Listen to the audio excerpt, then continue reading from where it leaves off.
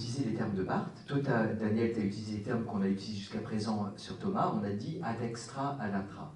Barthes dit, on va partir de la trinité économique pour atteindre la trinité immanente. Économique, c'est le salut, c'est le déploiement du salut. Immanent, c'est la vie intérieure de Dieu. On est en train de dire les mêmes choses qu'ad intra, ad extra. Mais il faut partir de la trinité économique pour arriver à la trinité immanente. Et je fais une parenthèse sur Barthes, parce que, en fait, ce texte, il n'entre pas tellement dans la logique de ce que je suis en train de dire, mais il est tellement beau que j'ai quand même envie de le prendre. C'est le texte 10. Parce que, normalement, pour nous, on est tellement plongé là-dedans qu'on n'est pas surpris. Mais remettons-nous dans l'esprit d'un premier chrétien, qu'il soit juif ou qu'il soit païen, d'ailleurs.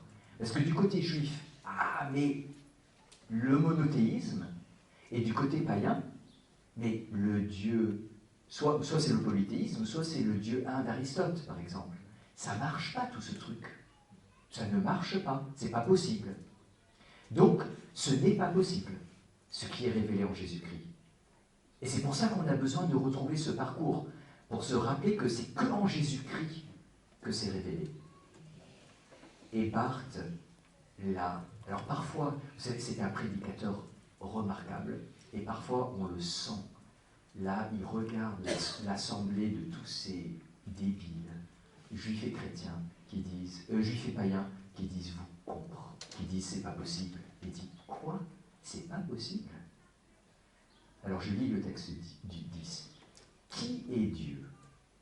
Et ce qu'est le divin, nous avons à l'appendre là où Dieu lui-même s'est révélé, où il a révélé sa nature et l'essence du divin. Et si c'est en Jésus-Christ qu'il s'est manifesté comme le Dieu qui nous le révèle, nous n'avons pas à vouloir être plus sages que lui et à prétendre que l'abaissement divin soit en contradiction avec la nature divine. Qu'est-ce qu'il en va dire?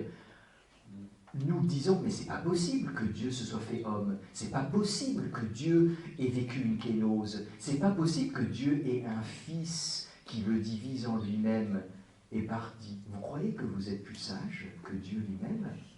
C'est Dieu qui dit qui est Dieu. C'est pas vous qui dites qui est Dieu. C'est même pas Aristote qui dit qui est Dieu. C'est même pas les rabbins qui disent qui est Dieu. C'est Jésus, Fils de Dieu, qui dit qui est Dieu. L'opinion suivant laquelle, là c'est le prédicateur maintenant, l'opinion suivant laquelle Dieu ne peut être qu'absolu par opposition à tout ce qui est relatif, infini par opposition à tout ce qui est limité, élevé par opposition à tout ce qui est humble, actif par opposition à toute forme de souffrance, invulnérable par opposition à tout ce qui est vulnérable, transcendant par opposition à toute immanence. Donc vous avez compris? Tous les gens qui disent que Dieu ne peut pas être limité,